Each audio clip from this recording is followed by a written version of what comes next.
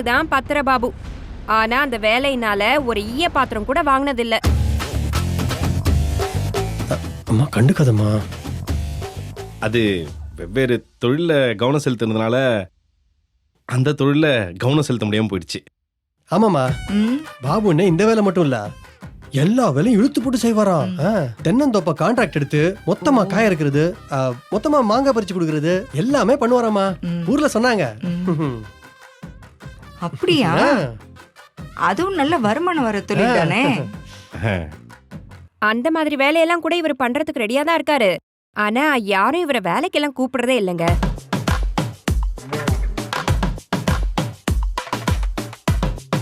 என்னங்க அப்படி பாக்குறீங்க? எது நிஜமோ அதை சொல்லிடணும்ல.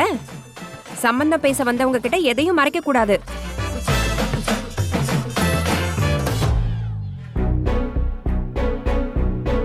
சரி, நம்ம விஷயத்துக்கு வருவோம். உங்க தங்கச்சியை பத்தி சொல்லுங்க.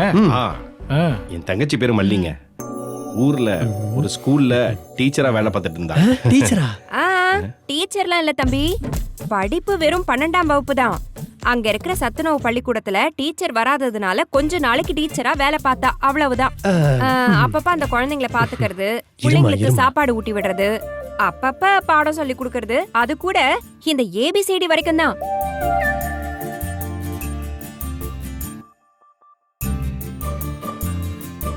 அதுக்கப்புறம் இந்த ஊருக்கு வந்துட்டோம். இவருக்கு அம்மா அப்பா இல்லைங்க. இவங்களுக்கு ஒரு தம்பியும் ஒரு தங்கச்சியும் இருக்காங்க. ஊர்லயே விட்டுட்டு வந்துட்டோம்.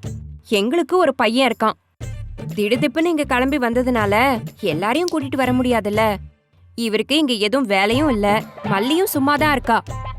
எல்லாரையும் கூட்டிட்டு வந்துட்டா சாப்பாட்டுக்கு என்ன பண்றது? அதான் அப்புறமா கூப்பிட்டுக்கலான்னு நாங்க மட்டும் இங்கேயே இருந்துட்டோம்.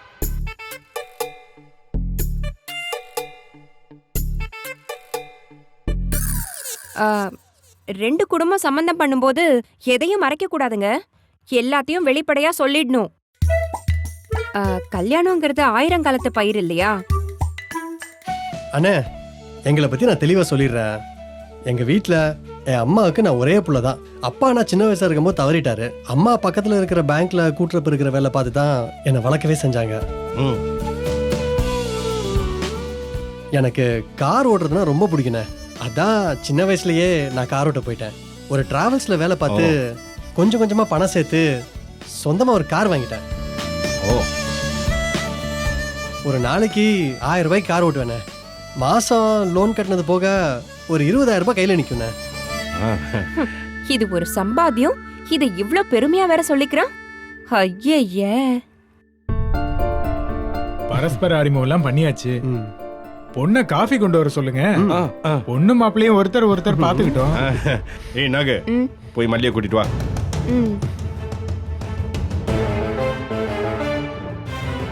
அண்ணி, மல்லி, அந்த பையன் நயா பைசாக்கு பிரயோஜனப்பட மாட்டான். ஏதோ கால் டாக்ஸி டிரைவரா, அதையே என்னவோ கலெக்டர் உத்தியோகம் மாதிரி பெருசா சொல்லிக்கிறான். எல்லாம் போக வெறும் 20,000 தான் தேருமா. ஐயோ, நானும் கலைச்சு விடலான்னு என்னென்னவோ பண்ணி பாக்குறேன். அவன் அசைஞ்சு கொடுக்க மாட்டேங்கிறான். இங்க பாரு, இப்படி நீ எதுவுமே பேசாம உம்முன்னு இருந்தேன்னு வெய்யி, உங்க அண்ணன் ஒன்னும் இல்லாதவன் தலையிலேயே உன்னை கட்டி வச்சிருவாரு. அப்புறம் நீயும் என்ன மாதிரி காலத்துக்கும் கஷ்டப்பட்டுட்டு தான் இருக்கணும் சொல்லிட்டேன். இங்க பாரு, எப்படியும் அந்த பையன் உன்கிட்ட தனியா பேசணும்னு வருவான். நீ விஷயத்த பட்டுன்னு போட்டு உடைச்சிடு. யோசிக்காத, சொல்லிடு, சரியா? சரி, போய் காஃபி குடுக்கலாம். உங்க அண்ணன் வேற குடுக்குறன்னு முறைச்சுக்கிட்டே இருக்காரு. வா.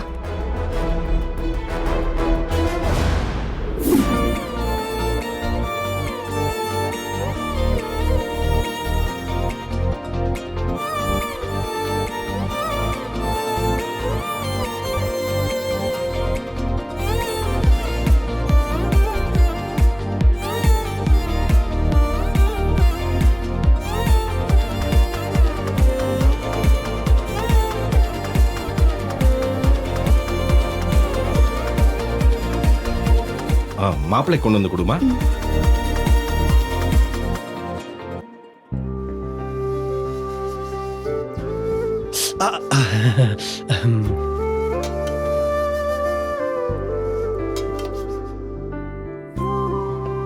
அரவிந்த், பொண்ணு பிடிச்சிருக்கா? பிடிச்சிருக்கு.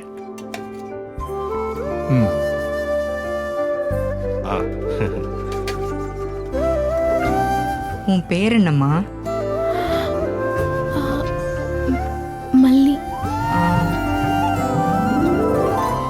ஆமா, நீ ஏதாவது வேலைக்கு போறியாம்மா இல்ல சும்மா தான் இருக்கியா? இல்ல ஒரு இடத்துல ரகு, நான் சொல்லிக்கிறேன். இங்க சின்ன சின்ன வேலை பார்த்துட்டு இருந்தா, சரி கல்யாணம் பண்ணி கொடுக்க போறோம்னு முடிவு பண்ணதுனால வேலையில இருந்து நிறுத்திட்டோம். அப்படியா? ஆமா, பெருமாள்புரம் நல்ல ஊராச்சே, அங்க இருந்து ஏன் இங்க வந்தீங்க? இரு அரவிந்த், அது இங்க வந்தா இன்னும் நல்ல முன்னேற்றம் இருக்கும்ல, அதனால தான் நாங்க இங்க வந்தோம். உண்மையை சொல்ல போனா ஊர்ல ஒரு பொழப்பும் இல்லைங்க. அது மட்டும் இல்லாம ஊர்ல கொஞ்சம் பிரச்சனை, அதான் பஞ்சம் பழக்க இங்க வந்துட்டோம். ம், அம்மா இருமா. அப்போ இது உங்க சொந்த வீடு இல்லையா? சொந்த வீடா? அட நீங்க வேறமா, அதெல்லாம் நாங்க நினைச்சு கூட பார்க்க முடியாது. அவ்வளவு வசதியும் எங்களுக்கு கிடையாது, அவ்வளவு சம்பாத்தியமும் இவருக்கு கிடையாது. இது அவருக்கு தெரிஞ்சவங்க ஒருத்தர் சொல்லி கொடுத்த வீடு. அட்வான்ஸ் இல்லாம வெறும் வாடகை மட்டும் கொடுத்தா போதும்னு சொன்னாங்க. அதான் இங்க வந்து தங்கிட்டோம்.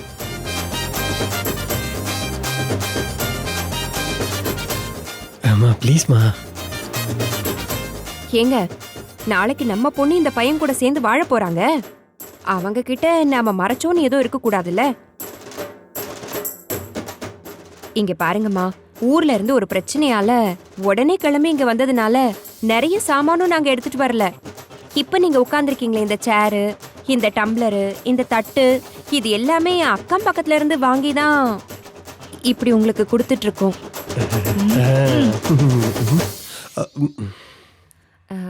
எங்க பொண்ணு ரொம்ப நல்ல பொண்ணு, தங்கமான பொண்ணு.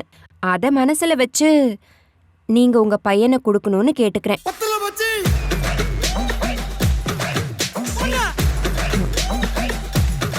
உடனே கிளம்பி போலாமா இல்ல கொடுத்த காஃபியை குடிச்சிட்டு போலாமான்னு நினைக்கிறாங்க போல இருக்கு. பாபுனே, உங்க குடும்பத்தை எங்களுக்கு ரொம்ப பிடிச்சு போச்சு.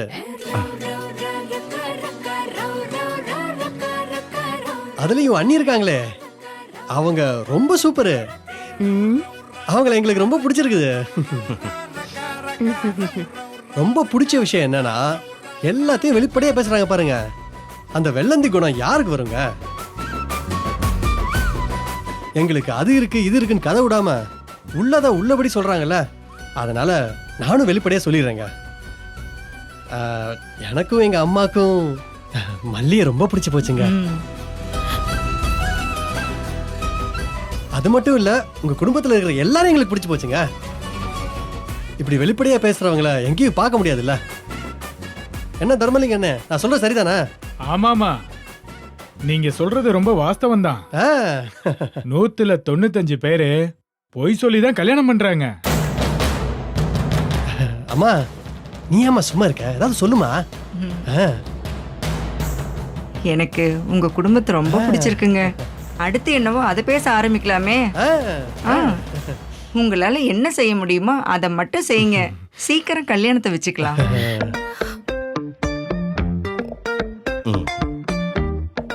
பாபுனே, அண்ணி, என்ன ஒரு விஷயத்துக்காக நீங்க மன்னிக்கணும். நான் எதையுமே மனசுல பட்டதா ஓப்பனா பேசிடுவேன். உங்களுக்கு என்ன பிடிச்சத, எனக்கு உங்களை பிடிச்சத நம்ம வெளிப்படையா பேசிட்டோம். ஆனா மல்லிக்கு என்ன பிடிச்சிருக்கான்னு தெரிஞ்சுக்கணும். அதனால மல்லியையும் என்னையும் தனியா பேச அனுப்பிச்சிங்கன்னா ரொம்ப சந்தோஷமா இருக்கும்.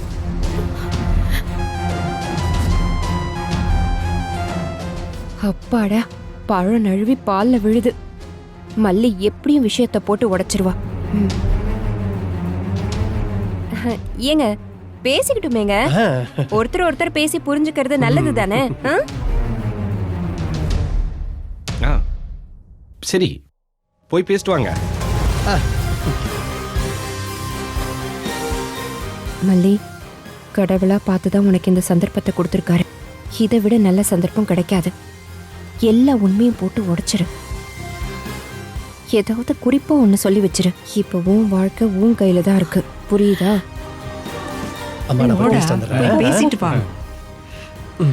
போ. ஐயோ. போங்க தம்பி. சரி. ஐயோ அரவிந்த் கரெக்டா பேசிடுறா. மல்லி கொஞ்சம் கூச்ச சுபாவம், அதான் தைரியம் சொன்னேன்.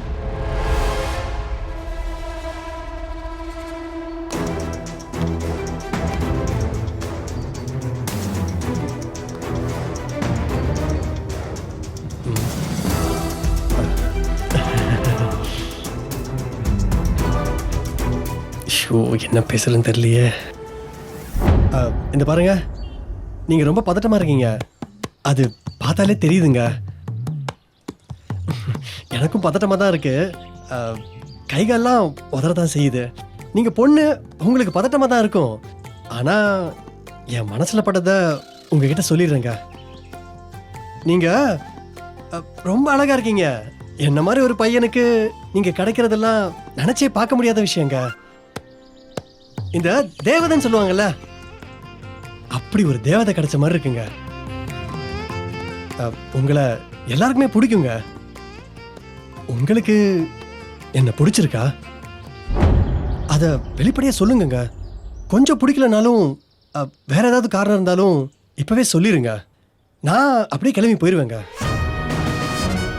சில வீட்டில் பொண்ணை கட்டாயப்படுத்தி நிற்க வைப்பாங்க. பொண்ணுக்கு கல்யாணம் வேணான்னு தோணும், ஆனா அதை சொல்ல முடியாம தவிப்பாங்க. அப்படி இருந்தா கூட சொல்லுங்க. நான் உங்க அண்ணன் கிட்ட நீங்க சொன்னீங்கன்னு சொல்லாம எங்களுக்கு பிடிக்கலன்ற மாதிரி சொல்லிடுறேன். உங்களை காட்டியெல்லாம் கொடுக்க மாட்டேங்க. என்ன சொல்றீங்க? இந்த பொண்ணுங்களாம் பாவங்க. அவங்களும் வாழ்க்கையில பல விஷயத்தை கடந்து வர்றாங்க. திடீர்னு ஒரு ஆம்பளை முன்னாடி நிப்பாட்டி இவன் தான் அவன் புருஷன் சொன்னா யாருக்குமே அதிர்ச்சியா தானங்க இருக்கும். இது உங்க அம்மா காலம் எங்க அம்மா காலம்லாம் இல்லைங்க. அதனால பொண்ணுங்க கிட்ட வெளிப்படையா அவங்க விருப்பத்தை கேட்டு கல்யாணம் பண்றதுதான் நல்லது. என்னங்க சொல்றீங்க?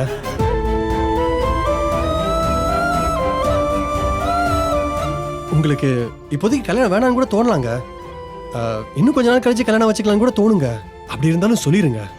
எனக்கு கொஞ்சம் அவகாசம் வேணும்னு எங்க அம்மா கிட்ட நானே சொல்ல வச்சிடுறேங்க.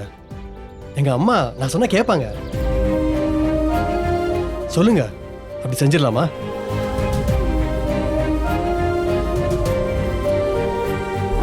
இருங்க, இதோ வந்துடுறேன். நீ பேசிட்டு இரு.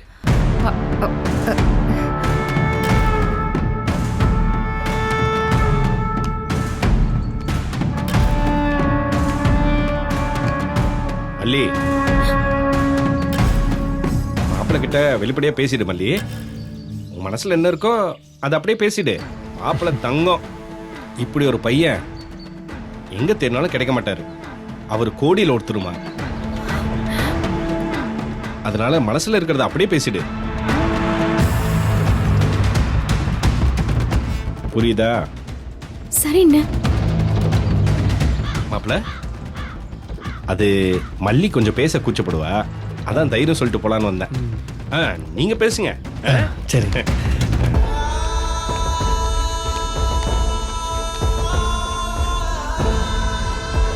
ஏங்க சொல்லுங்க, உங்களுக்கு என்ன பிடிச்சிருக்கா இல்லையா? எனக்கு பிடிச்சிருக்குங்க, ரொம்ப பிடிச்சிருக்கு. Yes yes. ஐயோ தேங்க்ஸுங்க, ரொம்ப தேங்க்ஸுங்க. எவ்வளவு சந்தோஷமா இருக்கு தெரியுமா? அப்படியே வானத்துல பறக்கிற மாதிரி இருக்குங்க. இந்த பூமி, இந்த வானம், இது எல்லாமே எனக்கு சொந்தம் தோணுதுங்க. அவ்வளவு சந்தோஷமா இருக்குங்க. உங்களை கூட்டிட்டு போய் பசங்க முன்ன நிறுத்துறேன்னு வைங்க, தெரிச்சிருவாங்க. டேய் அரவிந்த், உனக்கு இப்படிப்பட்ட வாழ்வான்னு அப்படியே கலாச்சி விட்டுருவாங்க. அவ்வளவு அழகா இருக்கீங்க நீங்க. ரொம்ப சந்தோஷங்க. உங்களை காலம் முழுக்க நல்லா பார்த்துப்பேங்க. நெஞ்சில வச்சு பாத்துக்கிறது, கண்ணுல வச்சு பாத்துக்கிறதுன்னு சொல்லுவாங்கல்ல, அப்படி பாத்துப்பேங்க. நீங்க இப்படி ஒரு பதில் சொன்னதுக்கு ரொம்ப நன்றிங்க. ஓ சந்தோஷமா இருக்குது. எஸ்.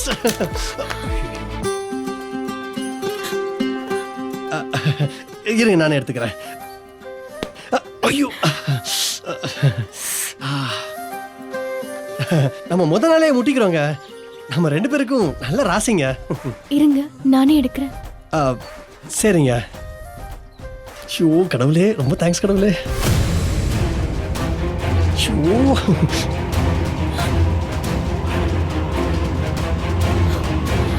எஸ்.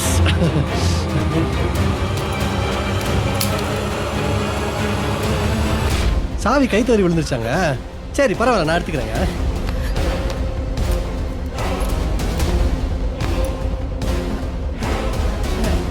இருங்க, இதோ வந்துடுறேன். ஆ?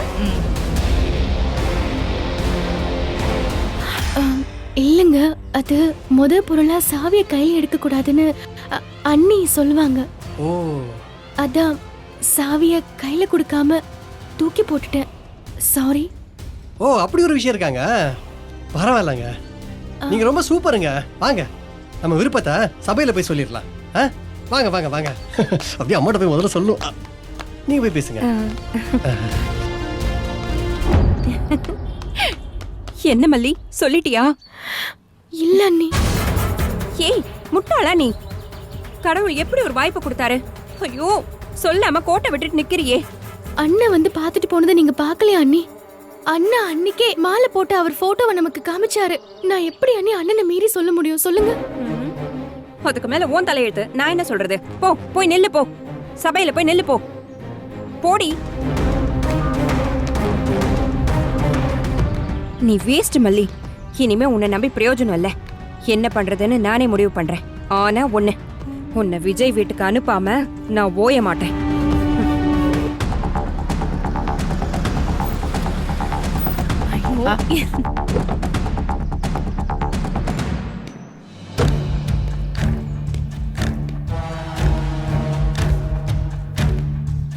விஜய் வர்றான், போன வை.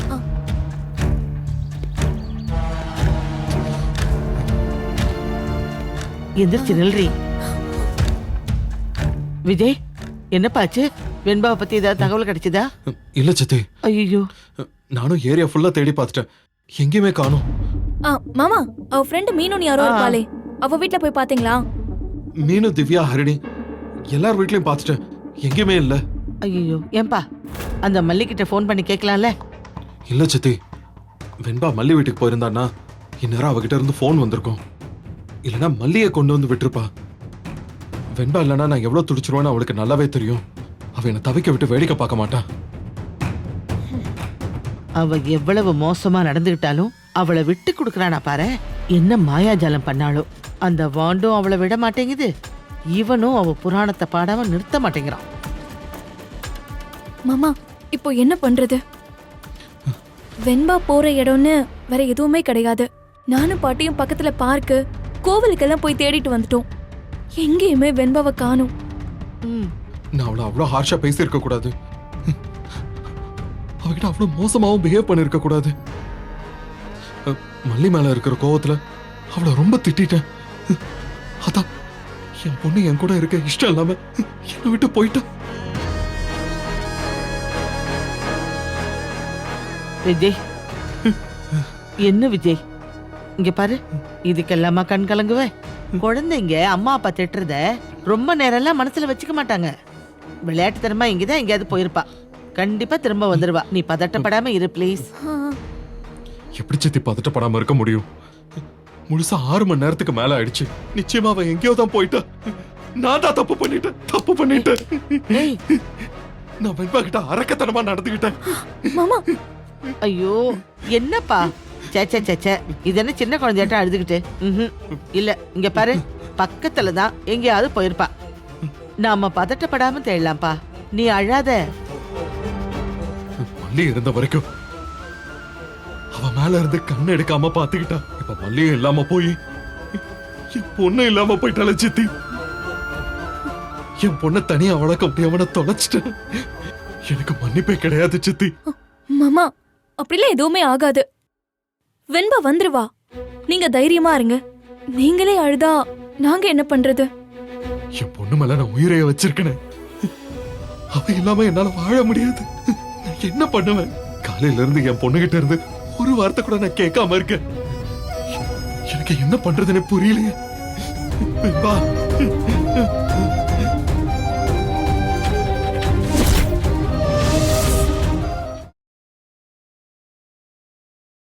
இந்த வீடியோ உங்களுக்கு பிடிச்சிருந்தா லைக் பண்ணுங்க, ஷேர் பண்ணுங்க, காமெண்ட் பண்ணுங்க. மறக்காம சரிகமா டிவி ஷோஸ் தமிழுக்கு சப்ஸ்கிரைப் பண்ணுங்க.